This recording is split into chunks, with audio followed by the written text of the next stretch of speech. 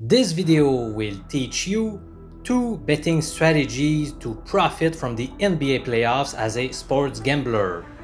I'm Professor MJ, University Statistics Professor from Canada. In my spare time, I like to crush sportsbooks and to share my knowledge with smart sports bettors like you. Hello, my friends!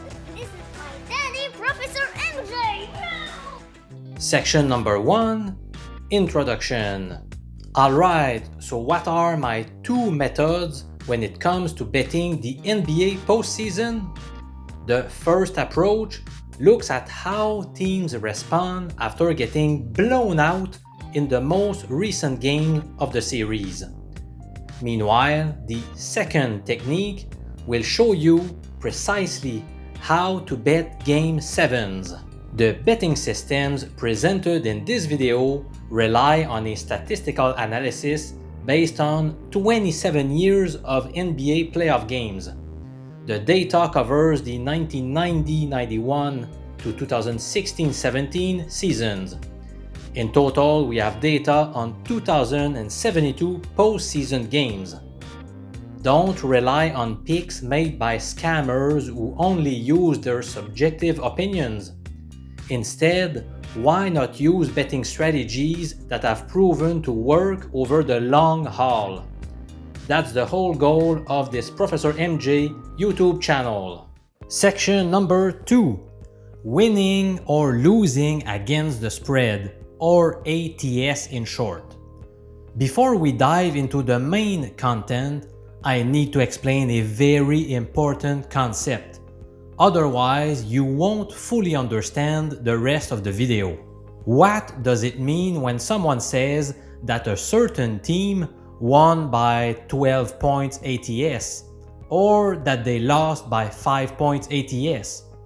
Based on many comments I have read under my YouTube videos, many people don't completely understand what it means. In summary, the number of points by which a team won or lost against the spread is the difference between the actual result and the pre-game point spread.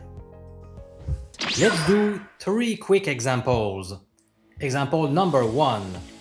Suppose Team A was a 6-point favorite and they ended up winning the game by 9 points. In this case, Team A won by 3 points ATS. Indeed, they were expected to win by a 6-point margin, and they exceeded expectations by winning by an additional 3 points, which means by 9. Example number 2. Suppose Team A was a 10-point underdog, and they ended up losing the game by just 2 points. Even though they lost straight up, they were still a winning bet. As a matter of fact, they were expected to lose by 10 but kept it close and only lost by a couple of points. In the end, we can affirm that Team A won by 8 points ATS. Example number 3. Suppose Team A was a 5-point favorite and they ended up being the victim of a 10-point loss. Under this setting, Team A lost by 15 points ATS. This time, Vegas expected them to win by a 5-point margin, but they disappointed in a big way by dropping the game by 10. Got it? Now we're ready to unveil great NBA playoffs betting systems. The third section of this video unveils my NBA playoffs betting strategy number 1, the blown out team. You don't have time to feel sorry for yourself in the NBA playoffs.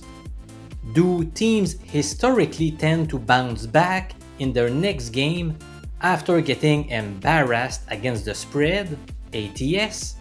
The short answer is yes. That fits perfectly with my contrarian approach to sports betting. I like to go against the grain because that's where we find good value wagers. In this case, if a team does badly in a given game, I would expect most of the public to bet against them in the following match of the series.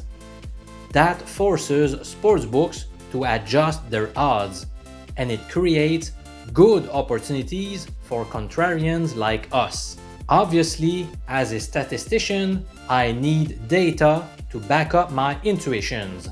Subsection 3.1 Getting blown out in the previous game. First, let's have a look at the number of wagers won or lost when betting teams that lost the previous game of the series by a certain margin ATS in our 27-year dataset. All results are shown in the table appearing on your screen right now. The overall record of the strategy is good, but nothing to write home about. 839 and 755.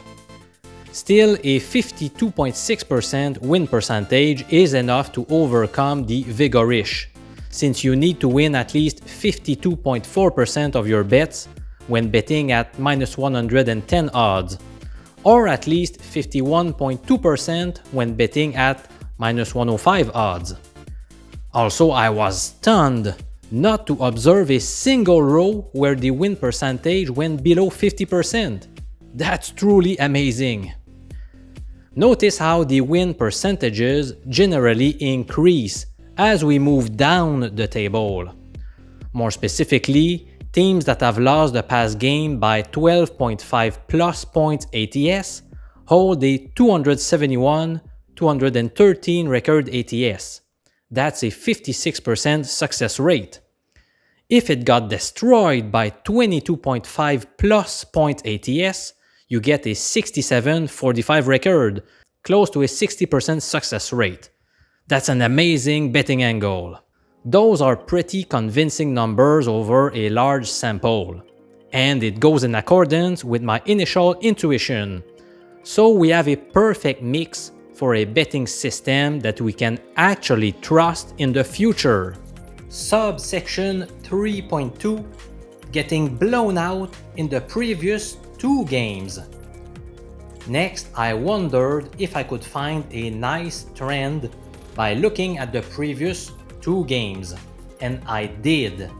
In the table shown on your screen, we are betting teams that lost the 2 most recent games of the series ATS, which does not necessarily mean they lost those games straight up. Remember what we saw earlier. Each row specifies the number of points by which the team in question lost the previous game of the series. As for columns, they indicate the same information, but this time relative to what happened 2 games ago. Overall, teams losing against the spread on 2 straight occasions in a series have gone 278-251 in the following game since the 1991 playoffs. That's a 52.6% success rate. We observe a funny coincidence. The win percentage, 52.6%, is exactly the same as the one we obtained earlier when focusing on the previous game only instead of the last 2. Now, if you impose the restriction of only betting teams that have lost by at least 4.5 points ATS in both of their previous meetings, you get a 141-106 record. Therefore, the winning percentage increases to 57.1%. Do you like my daddy's deal? Subsection 3.3 Is the current point spread a factor? So far, we have developed 2 terrific betting strategies that recommend backing teams coming off 1 or 2 disappointing performances during the NBA playoffs. My next intuition was as follows. Is it possible that we do better when betting favorites? Here was my reasoning. Suppose Team A is stronger than Team B. For instance, Team A might be the number 2 seed, while Team B may have finished as the number 7 seed. Now, is it possible that Team A plays a sloppier game because they feel overconfident and take their opponents lightly? After a bad performance, they will be ready to roll and have a much higher motivation level. Sounds logical, right? Again, let's take a look at the numbers because I don't want to risk money based on ideas that sound smart. I need strong numbers backing it up. Let's revisit the first betting strategy we came up earlier. Betting teams that have lost the past game by 12.5 plus points ATS. Remember that we posted a nice 271-213 record from using this system. This time, let's break down the results as a function of the current game's point spread. See the results in the table on your screen. It looks like my instinct was right. If we focus on teams favored by at least 8 points, which means the first 2 rows of the table, we get an astounding 36-18 record. Alternatively, you might want to back teams that were favorites or small underdogs, where a small dog would be 4 points or less. That corresponds to the first 8 rows of the table, where the cumulative record stands at 191-143. The 57.2% winning rate improves a little bit upon the overall 56.0%. Let's now revisit the second strategy, betting teams that have lost the previous 2 games of the series by at least 4.5 points ATS. Under such circumstances, recall that we picked up a 141-106 record ATS. Once again, let's break down this record depending on today's point spread. As you can see, the idea that favorites do better does not appear to be particularly true here. Sure, teams favored by 6 points or more, the first 3 rows of the table, did better than the overall winning rate of 57.1%. Indeed, such teams turned out to be winning bets on 27 occasions versus 19 losses, which amounts to 58.7%. However, notice how big underdogs also did well. If you combine the last 3 rows of the table, underdogs by 6.5 points or more, the betting record stands at 55-5. Wow! Subsection 3.4, the final betting strategy I am adopting for teams getting blown out.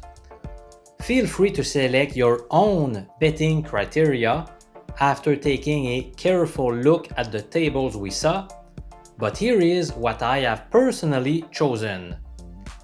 Bet teams that have lost the previous game of the series by 12.5 points or more ATS, and bet more if the team in question is favored by 8 points or more.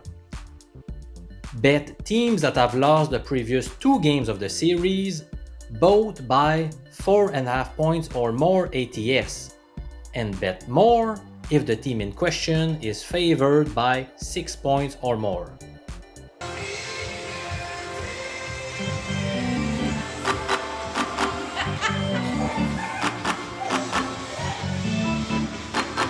The fourth section of this video is NBA Playoffs betting strategy number 2, how to bet Game 7s. Game 7s are always exciting. They are even more interesting if you can profit from them. I have found some great trends by digging into the 27 past NBA postseasons. Here are the factors I decided to consider: home court advantage, rest, and the outcome of game number 6. Let's investigate them one by one. Factor number 1, the home court advantage. Obviously, being at home for this critical game is a big boost. But does it lead to more wins from a betting perspective? It does. Over the 27-year period covered by my dataset, there were 65 Game 7s. In those pivotal matchups, the home team posted the following record against the spread: 37, 27, and 1, a 57.8% winning percentage. Factor number 2, the rest factor. You would expect the more rested team to have a better chance of winning this decisive game to conclude a grueling series. But does data support that theory? If we are talking about a first round Game 7, both teams are usually equally rested, so there is nothing to explore here.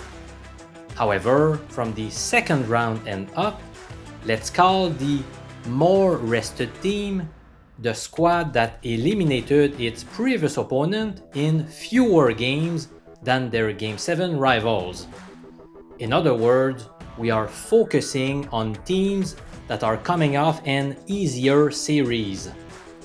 Did the extra rest prove to be an advantage? It looks like it, because such teams picked up a 20-13 record ATS in Game 7s, a 60.6% winning percentage. Factor number 3, the outcome of Game 6. Earlier, we found out that it was a smart idea to bet teams coming off 1 or 2 bad performances. Does it hold true for Game 7s? Does the outcome of the previous game have an effect on the decisive game of the series? The short answer is no. Indeed, teams coming off a loss ATS in game number 6 generated a 32, 31, and 2 record against the spread. So, this factor seems irrelevant here. So, what is my final betting strategy with respect to how to bet Game 7s in the NBA? After analyzing 27 years of data, we found out that the home team won 57.8% of the time against the spread. Another nice finding was the fact that the more rested team produced a 60.6% winning rate ATS.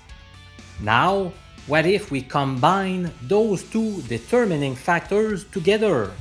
More specifically, what if the home team was also coming off an easier series than their opponent?